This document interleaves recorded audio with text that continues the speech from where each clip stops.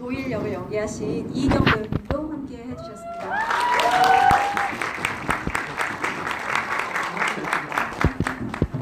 네, 일단 먼저 감독님부터 오늘 자리에 계신 관객분들께 인사 말씀 간단히 차례를 부탁드리겠습니다.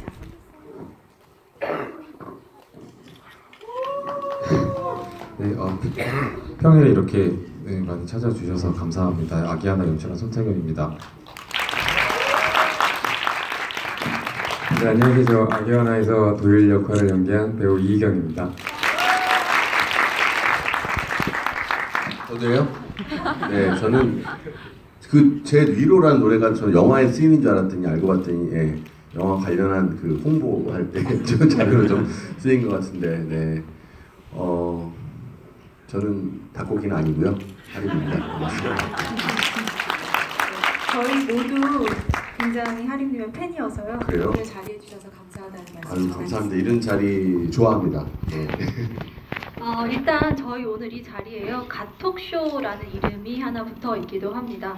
갓 졸업, 갓 취업, 갓 제대, 갓 결혼 이렇게 사회에 막 첫 발을 뗀 여러 의미에서 이 갓들의 이야기를 담고 있는 영화가 아기와 나이기도 한데요. 그런 의미에서 아마 많은 관객분들이 조금 더 내밀한 감상을 가지시지 않았을까 이런 말씀부터 전해보고요. 오늘 제가 세 분과 말씀 나누고 객석에도 마이크를 넘길 예정이니까요. 이따가 열띤 참여 부탁드리겠습니다. 우선 감독님께 첫 번째 질문을 해보려고 하는데요. 이 아기와 나라는 영화 저는 보면서 동시대의 동세대의 일상을 아주 사실적으로 파고든 오랜만에 만나는 영화라는 생각이 들었습니다. 영화 너무 잘 봤고요. 감독님께서 이 영화 처음 구상하게 된 계기, 또 어떻게 영화를 결심하시게 되셨는지 일단 소개 먼저 좀 해주시면 좋은 출발이 될 것 같아요. 네, 일단 잘 봐주셔서 너무 감사드리고요.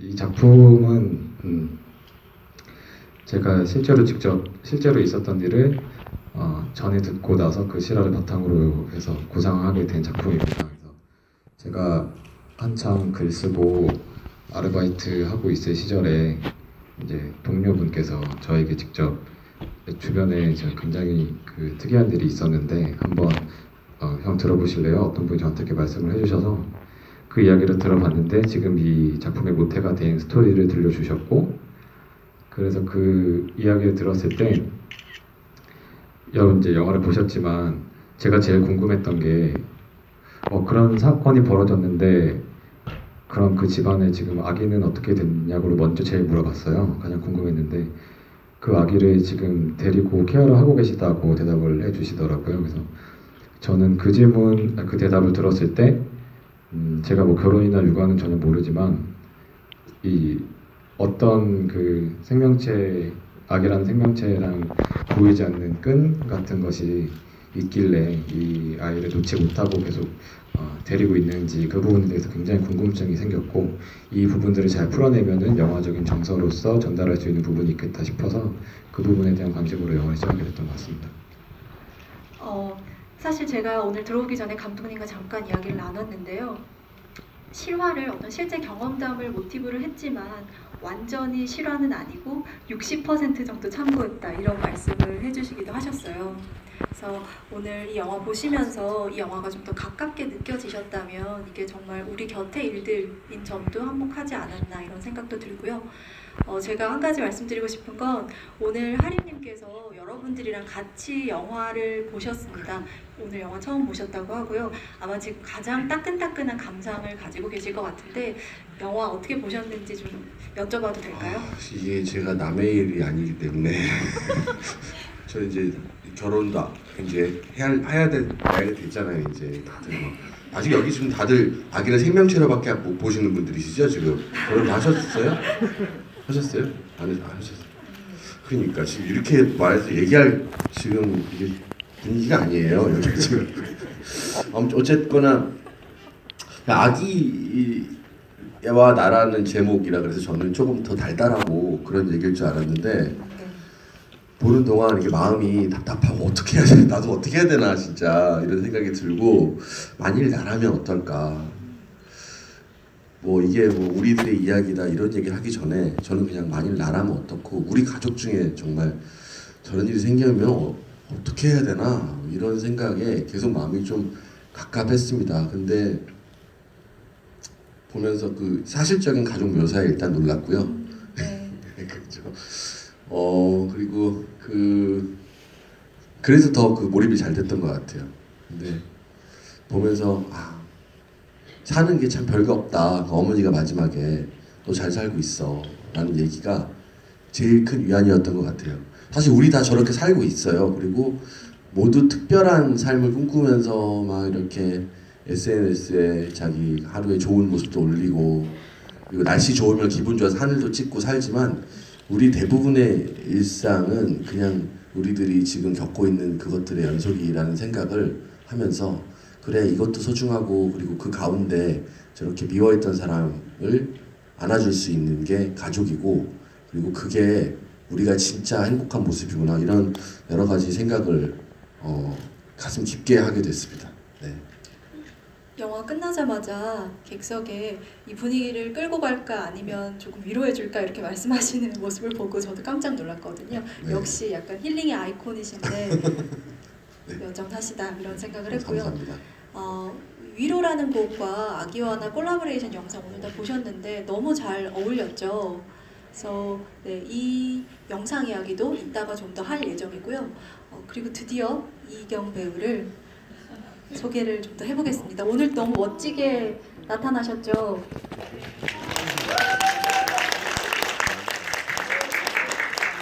제가 영화 보면서 체감상 도일이라는 인물이 거의 한 씬도 빼놓지 않고 영화 전체를 이끌고 간다는 느낌을 받았는데, 아니나 다를까 최종적으로 99씬 중에 99씬 모두 나온다고 합니다.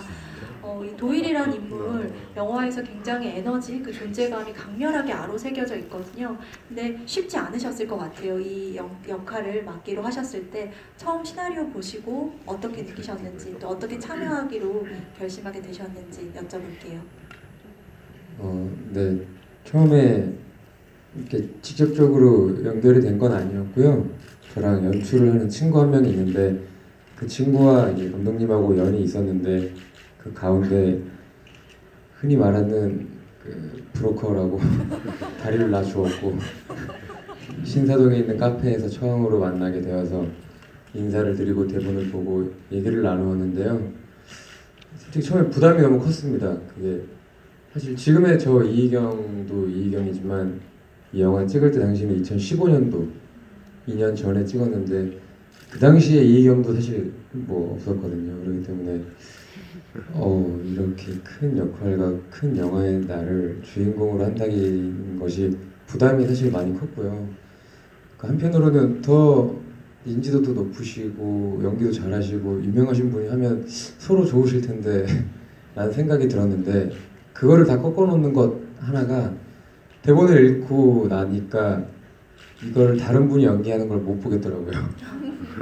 더 뭔가 큰 책임감과 욕심이 갑자기 나기 시작해서 그때부터 오히려 반대로 제가 좀 더 강력하게 했던 것 같아요. 네.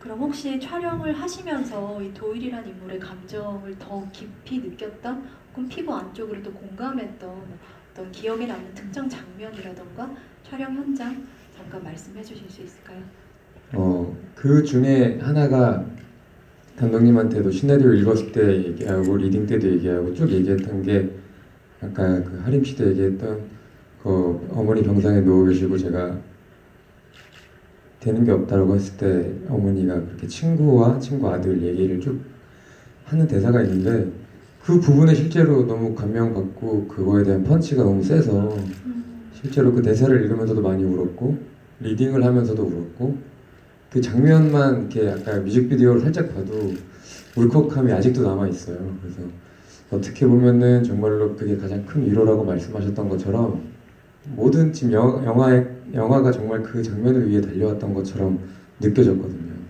그래서 그 씬은 사실상 찍을 때도 너무 오열해서 덜 오열하라고 다시 찍었던 흔치 않을 경우 제일 많이 울었던 커트 못 썼어요.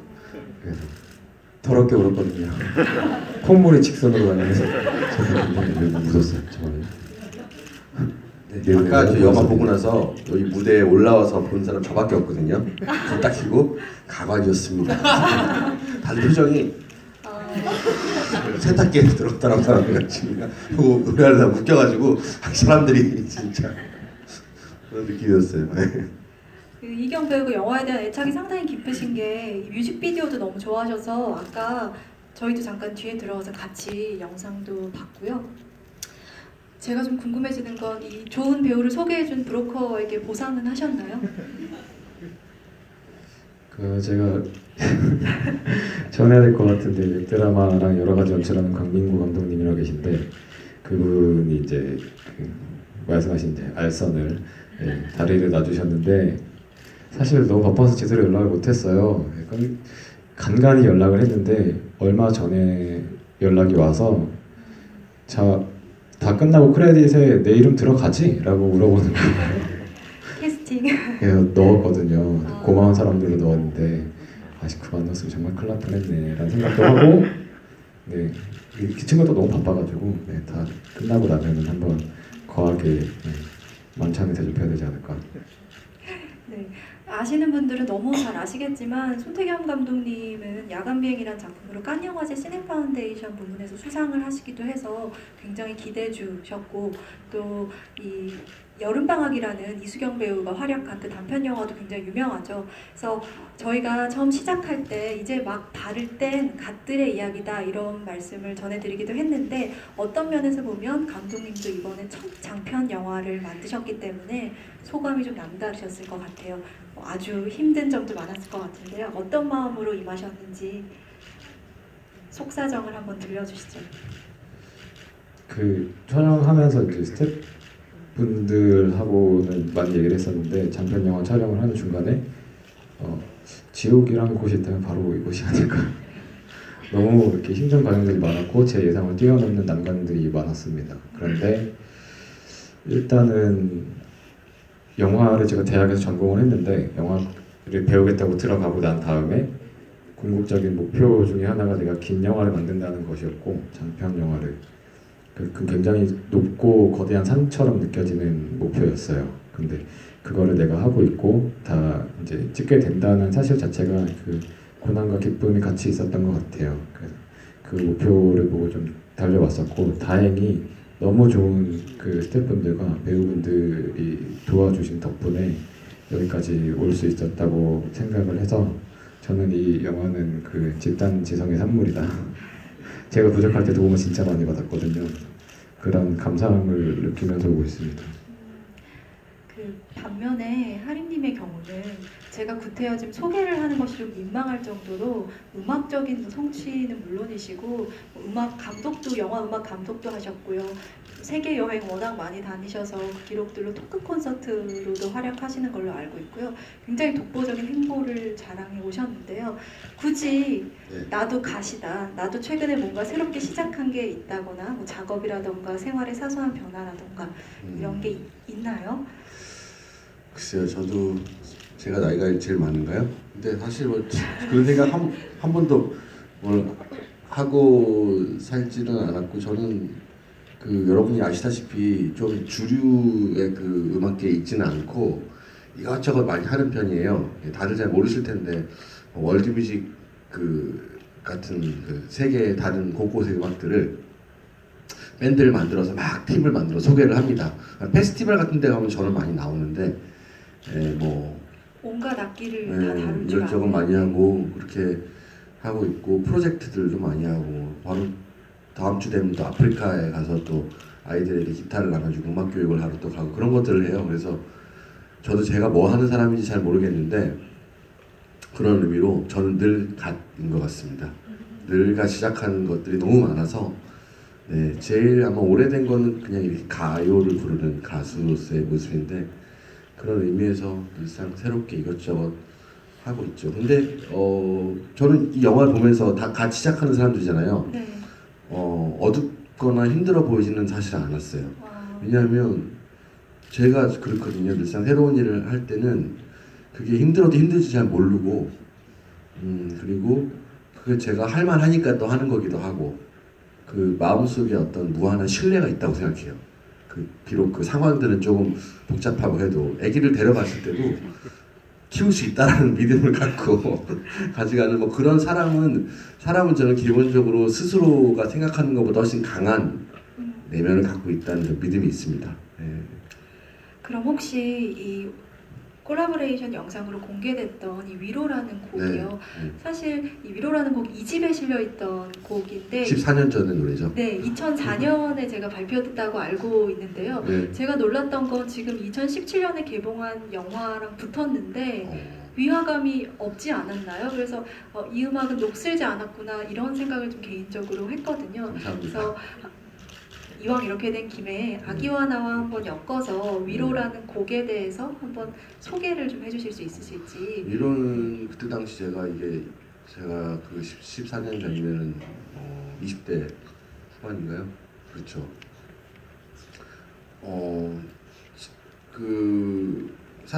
저 스스로에게 위로의 말을 건네고 싶었고, 그냥 외로운데 외롭다고 말도 못하고 힘든데 힘들다고 말도 못하는 사람들이 너무 많다는 생각을 했습니다. 그래서 그 마음에 가사를 쓰고 노래를 불렀는데, 지금 생각해보면 그때 이 노래를 불렀을 때는 그냥 좀 지금보다 어린 마음이었던 것 같아요. 난 이 노래를 불러서 사람들한테 위로를 줘야지 라고 생각을 했는데, 지금 영화랑 이렇게 뮤직비디오도 보고 했더니 제가 오히려 더 위로를 받는 것 같고, 네, 이런 모습이 사는 모습인가 이런 생각도 좀 들고, 노래도 나이를 먹는 것 같아요. 같이 노래라는 것도 나이를 먹는 것 같고, 이렇게 사용해 주셔서 감사합니다. 음악은 원래 이렇게 싹 잊혀질 수 있는데 저는 뮤직비디오가 없거든요, 노래가. 그래서 뭐 네, 감사합니다. 가문의 영광입니다. 이렇게 또 박수를 쳐주시는 너무 좋은 관객분들과 함께 사실 제가 영화에 대한 이야기로 이제 돌아가기 전에 저는 모르고 왔다가 오늘 또 무대에 올라오기 전에 감독님과 이희경 배우님 두 분이 또 평소에 하림 씨 음악을 너무 좋아하신다고 애창곡 리스트를 굳이 저한테 알려주시더라고요. 그래서 혹시 관객분들께도 소개를 좀 해주실 수 있을까요? 제 노래 뭐 좋아해요? 네. 뭐요? 배우라서 마이크를. 네. 근데 기본적으로 너무 유명한 출국 네. 남자라면은 다 부르는 노래방에서 열창을 하면서 가까이서 보니까 너무 잘생겼다. 그리고 설레. 영화에서 보는 사람이 앞에 뛰었는데. 감사합니다. 사랑은 다른 사랑으로 잊혀지네. 네. 이 노래는 아직도 제 친구가 이별했을 때 다 같이 알겠습니다. 부르는 노래를. 주인공한테 칭찬드리니까 좀 이상한데 여기까지 마무리를 하고 영화 얘기로 넘어가야 될 것 같아요. 감독님 무슨 노래 좋아하세요? 저도 네. 저는 지금 말씀해주신 건 당연히 그렇고, 중고등학교 때 노래방 가면 이제 뭐 난치병 이런 노래도 너무 많이 좋아했었고, 그리고 또 직접 이제 부르신 곡들도 많이 있으시지만 이제 작곡을 많이 하시잖아요. 네. 제가 정말 좋아하는 노래 중에 윤종신 씨의 수목원에서 그 노래를 참 좋아하고, 네. 또 정말 많이 들었던 노래가 윤종신 씨 머물러요라는 곡이 또 있는데, 네. 제가 만든 노래 네. 머리 팡팡 잘 들어갈 때 만들었는데 대단히 많이 듣고 감사합니다. 네, 였어요. 감사합니다. 오늘 주인공이 제가 아니라서 저는 이 배우님과 감독님의 말을 좀 많이 했으면 좋겠어요. 감사합니다. 네. 제가 좀 영화 얘기로 돌아가 보자면 제가 이런 말을 들은 적이 있어요. 영화 학교에서, 영화 학과에서 단편 영화에서조차도 절대 아기와 동물은 등장시키지 마라. 세상에서 가장 힘들다. 이런 이야기가 있다고 들었거든요. 근데 아기와나에서는 하물며 장편 영화에서 그 추운 겨울에 갓난아기를 데리고 촬영을 하셨어요. 정말 힘드셨을 것 같은데 혹시 뭐 에피소드가 좀 있을까요? 아기와 관련한? 저뿐만이 아니라 모든 스태프가 이경 씨도 엄청나게 많이 느꼈을 건데, 저는 그 이후로 다른 주변 분들이 아기가 나오는 시나리오를 쓰면은 정말 적극적으로 뜯어막입니다. 도시락 싸가면서. 네, 왜냐면 그만큼 힘든 것이 비단 내가 어떤 물리적인 디렉션을 했을 때 영화가 이제 일종의 모두의 약속으로서 이제 굴러가는 것인데, 그 디렉션을 받고 수행할 수 있는 아직 연령대가 아니기 때문에 그렇게도 하거니와, 내가 아직 제대로 의사 표현 못하는 이 친구를 내 의사에 따라 어디까지 강제를 해야 하는가에 대한 마음의 부담이랑 도덕적인 책임감이 너무 큰 거예요. 그래서 이 모든 상황을 배려를 하면서 우리가 원하는 최대한의 오케이 컷을 얻기 위해서는 어떻게 해야 되나 그 고민이 너무 많이 들어서 그 최대한 이제 배려를 하면서 하긴 했지만 그래도 이제 불편한 상황이 분명히 있었을 거고 그래서 그런 상황에서는 제가 이제 모니터를 보고 특히 아기가 뭐 울어야 하거나 불편감을 느껴야 되는 장면을 찍을 때는 저도 모르게 이제 그 우는 모습을 보면서 모니터에 이제 빨려 들어가면서 아, 마음은 아프지만 이 장면이 참 좋다. 그래서 아, 이걸 오케이를 가야 되나? 이런 표정을 짓고 있으면 다 끝나고 나서 옆에서 스크립하던 친구가 저한테 오빠 악마를 보는 것 같았어요. 그 표정에서 다 드러나셨나 봐요. 저는 잘 몰랐는데 그래서 그 첫 촬영 끝나고 아기와 같이 했던 첫 회차 끝나고 이제 그 아기와 아기 아버님이 오셔가지고 집에 이제 가시는데 인사를 드리러 갔거든요. 근데 인사를 드리려고 아버님 눈을 딱 쳐다봤는데 정말 폭포수 터지듯이 눈물이 갑자기 팡 쏟아지는 거예요. 제가 네, 원래 눈물이 굉장히 없는 사람이거든요. 그래서 영화 보고도 안 우는 막 그런 사람인데 걷잡을 수 없이 눈물을 흘릴 정도로 미안함과 고마움이 있었어요. 영화 내내. 다 끝나고 나셔서. 궁금한 게 아기가 좀 컸어요 중간에. 아기가 마지막에 보니까 아기가 좀 우람하고 좋은 거 같아요. 그러니까 처음 촬영장 갔을 때는 느꼈겠지만 서서 걷는 게 이제 막 서서 어디 벽 짚고 걸어 다니는 그런 정도의 발달이었는데 맞아요. 마지막 끝날 때 촬영할 때는 뛰어다니는 거예요. 아기가 그 침대에서 걸어가잖아요 마지막에. 걸어가 버리잖아요. 그래서 그것도 참 되게 신기했고 어떤 분께서는 그래서 약간 좀 영화를 보시면서 아 그래도 기왕이면 아이를 한 친구를 캐스팅해서 계속하지 아기가 왜 바뀌어요? 이런 말씀을 하시는 거 다른 아기 2명이 출연하신 줄 알고 그만큼 인상이 조금 그 바뀐다는 거를 보면서 깨달았습니다. 저 같은 관객이 많지는 않아요. 눈썰미가 좋으시네요. 이희경 배우님은 아기랑 처음에 어떻게 친해지셨는지 되게 궁금해요. 뭐 동생이 있으시다거나 아니면 오히려 전혀 그런 관계가 없어서 처음에 좀 고초를 겪으셨다거나 이런 일이 있을 것 같은데요. 네. 아기와 전혀 연이 없고 누나는 있지만 지금은 조카가 있지만 그 당시에는 조카가 없었고 처음에는 그래서 이제 감독님이 좀 자주 보고 아기 눈에 좀 익었으면 좋겠다 했는데 어쨌든 읽는 건 읽는 건데 촬영을 할 때 이 친구가 컨디션이 좋아야 오케이가 나지 예준이가 좋은데 제가 좀 잘못한다고 사실하진 않거든요. 저도 너무 긴장을 하고 있었고 보시면 아시겠지만 정말 처음에는 이렇게 기어다녔습니다. 근데 나중에는 자기가 원하는 곳으로 방향을 찍으면 어디든지 갈 수 있는 사족 보행에서 이족을 보는 아기의 발달의 과정을 쭉 보는 거라 제가 뭐 동물이랑도 촬영해보고 다 했지만 와, 그 아기라는 존재는 정말 어떻게 할 수도 없고 모든 신경이 다 집중이 되기 때문에 너무 어려웠던 것 같고 또 돌이켜보면 좋은 기억이었던 것 같고 주변에서 아기하고 연기한다 그러면 저도 말릴 생각은 있습니다. 앉는 것에서부터 시작해서 뭐 어르고 달래고 전부 처음 해보는 어떤 경험이셨겠어요? 네, 아무래도 그렇게 가까이 오랫동안 아기와 함께하는 건 처음이었습니다. 네. 그 영화 초반에 몰입감을 좀 높여주는 어떤 이 영화의 미덕 중 하나가 이경 배우님하고 순영 역을 맡은 정현주 배우님의 어떤 호흡이 두 분 케미스트리가 너무 좋지 않나요? 이게 과시적이지도 않으면서 생활감이 묻어나는 연기. 그래서 저는 두 분이 혹시 촬영 전에 많이 친해지는 시간을 가지셨는지 촬영장에서 어떻게 친해지셨는지 좀 궁금하더라고요. 솔직하게 리딩 때 처음 뵀고요. 연주 배우를. 그다음 이제 두 번째 본 게 촬영장에서 뵀기 때문에 그리고 그 다음에는 사실 계속 찾아다녀야 되기 때문에 네, 뭐 그런 거 없었고 오히려 네. 그래서 연기자가 무서운 것 같습니다. 슛 도니까 제가 깜빡 속았네요. 마치 부부인 것처럼. 너무 자연스러웠어요. 배우를 믿지 마세요. 네. 제가 이 순영 역할의 정현주 배우도 영화에서 굉장히 인상 깊었는데요.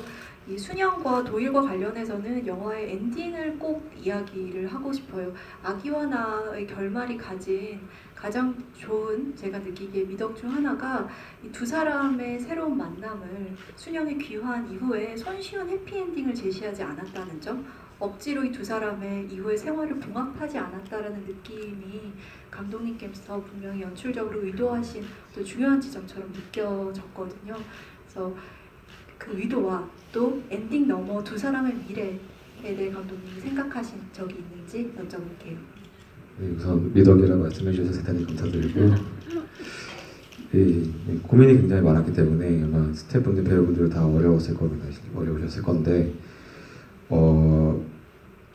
일단 그녀가 돌아오고 나서 새 가족이 뭔가 그냥 어설프게나마 지금 이 순간 함께 있는 얼기설기 봉합된 느낌의 어떤 풍경을 담아내고 싶었어요. 근데 그렇게 하고서 그 부분에서 이제 마무리가 된 이유는 저는 이 이후로 이 두 부부와 이 전체 가족이 어떻게 살아갈까에 대한 저 스스로의 이제 질문이 있었거든요. 그리고 그 질문이 나오게 된 거는 앞으로가 저 너무 불안하다고 생각했어요. 저는 이 둘이 본인이 원하는 모습대로 살아가고 그동안 추구했던 것대로 남들이 하는 여러 가지 것들을 하는 게 하나도 손쉽지 않고 그 궤도에 발맞춰 가는 게 너무나 보장될 수 있는 게 아무것도 없다라는 생각이 들어서 이 이후에 이들이 잘 살기 위해서는 어떤 시선이 필요하고 나는 어떤 생각을 하고 말할 수 있을 것인가, 그 부분에 대해서 딱 열어놓고 모두에게 이제 약간 질문하고 저 스스로에게도 질문하고 생각하는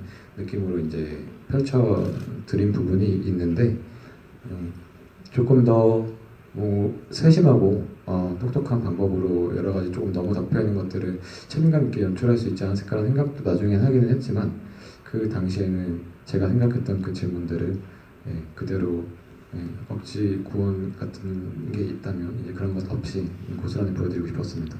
저는 이 답을 알고 있습니다. 둘째. 둘째면 다 해결이 된다고 생각해요. 실제로 저는 이 영화를 보면서 제 주변에 똑같은 사연이 있어요. 네, 도망치진 않았는데 제가 그 친구한테 문자를 해서 너 이거 꼭 봐라 하고 싶은 게 고등학교 졸업하고 둘이 결혼했어요. 너무너무 예쁜 아이와 너무너무 잘생긴 결혼했는데 남자가 철이 없어갖고 자꾸 밖으로 돌고 이런 모습을 보면서 저는 옆에서 이제 동생 아주 어린 후배니까 애기도 하나 있고 결국에는 10년 가까운 10년은 아니구나 한 애기가 되었을 때까지 컸으니까 또 막 난리 나고 울고 도망가고 가출하 이런 게 막 일상을 보다가 둘째가 생겼어요. 어떻게 하다가 남자도 이제 학교를 졸업하고 나서 정신을 영원히 안 차릴 것 같은 그 남편 이런 친구가 둘째 생기고 정신을 차리더니 이제 직장을 구하고 행복하게 사는 모습을 보았거든요. 그래서 그리고 진짜 영화를 보면 내내 그 친구들, 그 동생들의 모습이 떠오르면서 불안할 수 있잖아요. 그죠? 이게 보면서 저 다음에 어떻게 되지? 저거 잘 안 될 수도 있는데 근데 저는 괜찮을 거라고 생각합니다. 곧 둘째가 생기면. 좋은 결말인 것 같습니다. 그런 마음 이제 편하게 먹으니까 둘째가 생겼어요. 제가 감독님께 아까 드렸었던 두 번째 질문을 이경 배우님께 여쭤보면 어떨까 해요. 이 엔딩 너머로 순영과 도일의 미래에 대해 생각해 보신 적 있으신지? 네. 저도 살짝 같은 생각인 게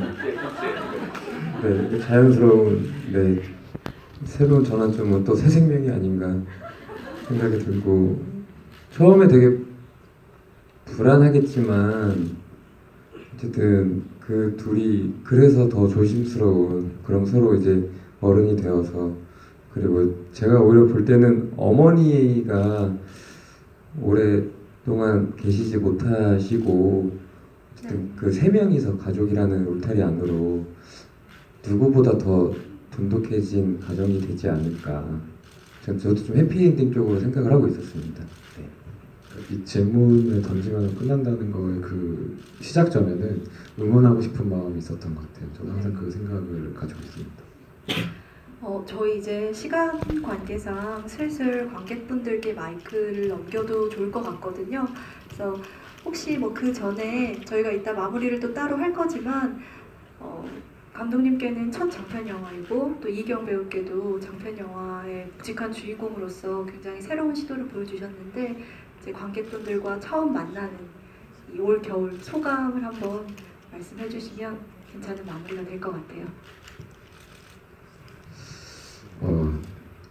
어떻게 연출을 하다가 대중분들과 이 소통을 하는 자리 이런 기회를 잡았다는 것 자체가 굉장히 꿈만 같습니다. 그래서 많은 분들께 감사드리고 지나와서 생각해보면 만든 사람들은 허점이 많이 보이고 부족한 게 많이 보이는 것 같아요. 그래서 저는 항상 보면서 부족하나마 좀 많이 잘 봐주시고 예쁘게 봐주십사 하는 말씀을 항상 드리는데, 하지만 이 작품을 만들던 동안에 배우분들과 스태프분들과 같이 노력했던 것은 정말 우리가 최선의 것을 내기 위해서 진심으로 노력했던 순간들이기 때문에 그 소수의 분들께라도 이 진심들이 좀 전달됐으면 하는 바람입니다.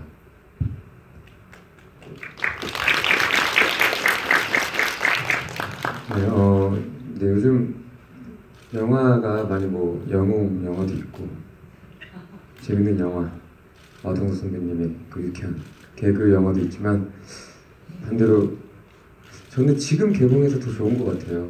맞습니다. 네, 날씨도 그렇고 그래서 지금 보신 분들이 조금은 좀 덜 재미있으시더라도 누군가에게 추천할 때는 너도 한번 당해봐라 라는 심정으로라도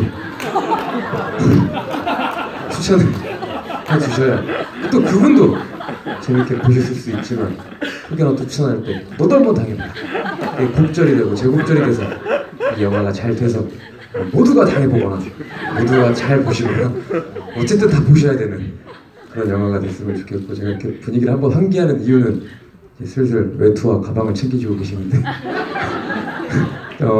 제가 작게나마 혹시 여기서 나는 좀 여기 경기권이나 좀 멀리서 왔다 하시는 분 있나요? 혹시 그냥 자신 있게 좀 나 여기 좀 멀리서 왔는데 요 기점으로 해서 혹시 한번 판교 주셨어요? 판교. 내가 판교보다 멀리서 왔다. 혹시 지방에서 오신 분은 없나요? 뭐 내가 판교보다 멀다 한 2km라도 더. 네. 용인 판교보다 더 가야 되죠. 네, 용인보다 내가 멀리 왔다. 혹시 용인. 뭐 주려는 것 같아요. 네. 그런 느낌입니다 지금. 내가 용인보다 멀리 왔다. 안 계시는 걸로 알고 여기 다 서울 분이시군요. 객석의 질문을 받아보면 혹시 또 수줍게 뒤늦게 고백하시는 분이 계시지 않을까 네네네. 기대를 한번 해보고요. 사실 하림님께도 이 불안한 청춘들께 치유의 메시지를 마지막으로 전달해 주십사 요청을 하려고 했는데 둘째로 이미 모든 말씀을 해주신 것 같기는 저는 합니다. 둘째로 네. 가도록 하겠습니다 오늘은. 네. 알겠습니다. 그럼 저희 이제 마이크를 넘겨드릴게요. 열띤 참여 부탁드리겠습니다. 또 지금 용인 분께 지금 들어도 괜찮지 않을까요? 네네네 지금. 네. 그럼 먼저